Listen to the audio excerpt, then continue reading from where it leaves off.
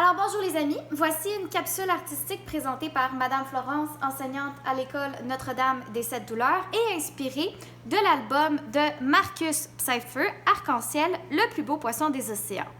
Alors aujourd'hui, je vais vous apprendre à faire un poisson en cette semaine du poisson d'avril, aussi beau qu'arc-en-ciel et scintillant. Pour ce faire, vous aurez besoin d'un carton de la couleur de votre choix, d'une demi-feuille de papier d'aluminium, d'un crayon, de ciseaux, votre colle aussi, et des crayons feutres. Alors, si vous sortez votre matériel, nous pourrons commencer. Alors, pour commencer, mes élèves sont habitués, vous allez devoir commencer par faire votre croquis. Alors, pour votre croquis, vous aurez besoin de sortir votre carton choisi, peu importe la couleur, et votre demi-feuille de papier d'aluminium. Nous allons commencer par faire notre croquis de poisson arc-en-ciel. Pour ceux qui sont moins familiers avec le dessin de poisson, je vais vous montrer étape par étape comment procéder. Premièrement, vous allez prendre presque toute la feuille du papier d'aluminium pour tracer une grosse goutte d'eau. Vous n'aurez pas besoin de le faire, mais pour vous montrer comme il faut avec les reflets, je vais repasser sur le trait que je viens de tracer. Ensuite, une fois la première grosse goutte d'eau faite, vous pourrez faire un triangle à l'arrière pour représenter la nageoire caudale de votre poisson.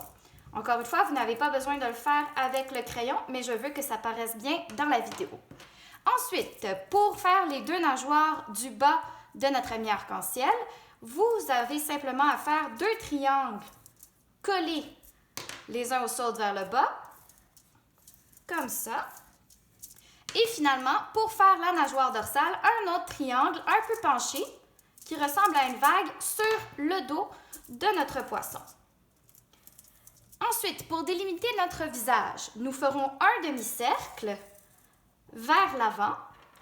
Il ne faut pas oublier notre œil et notre pupille qui laisse rentrer notre lumière. Et finalement, la bouche. Pour la bouche, moi, je vais la tracer directement que vous puissiez la faire. Pour faire des bouches de poisson, c'est très simple. Vous avez simplement à tracer un cœur. Et voilà, nous avons notre poisson complet. Maintenant, avec votre crayon mine, vous allez pouvoir commencer à tracer vos écailles. Attention, plus les écailles seront petites, plus ce sera long de rajouter de la couleur.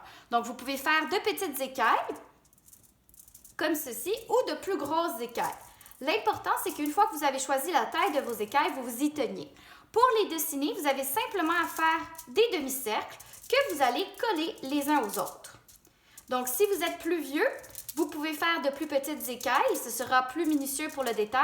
Si vous êtes des amis de première, deuxième, troisième année ou même maternelle, peut-être de plus grosses écailles. Moi, j'y vais avec de grosses écailles que vous tracerez partout sur la partie centrale d'arc-en-ciel. Donc, non sur le visage et les nageoires, mais vraiment sur le corps de notre poisson. Alors, je trace maintenant toutes mes écailles.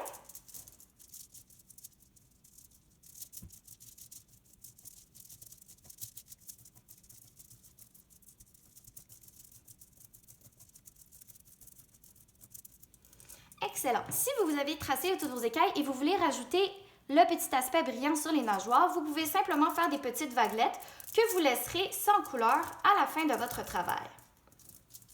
Voilà. Maintenant, je vais pouvoir ajouter de la couleur à l'aide de mes crayons feutres. Attention, je vous donne un défi. Je ne veux pas que les écailles de la même couleur se touchent. Donc, si par exemple, je prends mon bleu pâle pour colorier une première écaille ici, je ne veux pas qu'il y ait une écaille bleu pâle qui la touche. Regardez bien la façon dont je colore, et ça c'est important les amis au crayon feutre. Toujours commencer par les contours avant de colorier l'intérieur, ça vous évitera de trop dépasser. Donc là je commence avec mes écailles bleues, je les fais sans les toucher en commençant toujours par le contour et coloriant l'intérieur.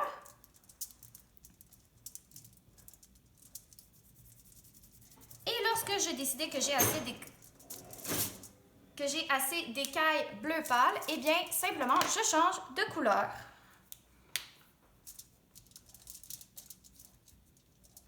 Et là, je m'attends à ce que vous choisissiez les couleurs que vous voulez.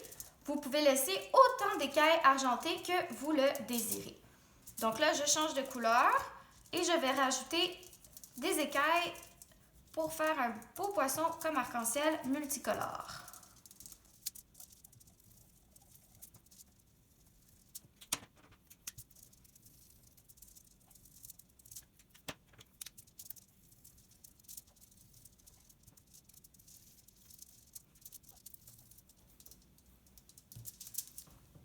Si je décide d'arrêter là, je dois rajouter la couleur de ma bouche. Donc moi, je vais vouloir prendre mon rouge pour faire des belles lèvres pulpeuses à mon poisson.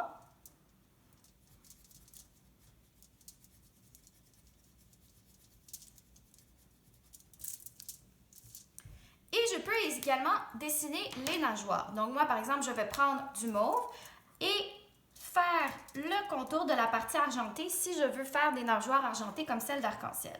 Donc, je fais le contour à l'intérieur et je repasse ensuite, laissant la petite partie argentée que je voulais pour faire comme les nageoires de mon arc-en-ciel. Alors ici, la même chose.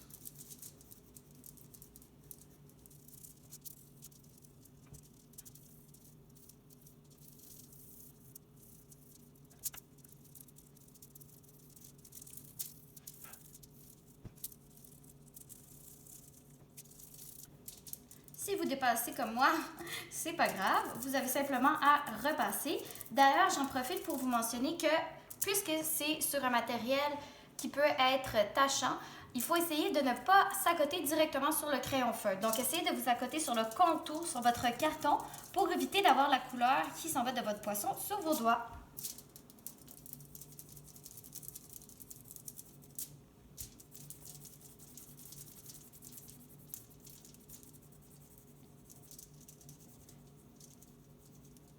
Et voilà.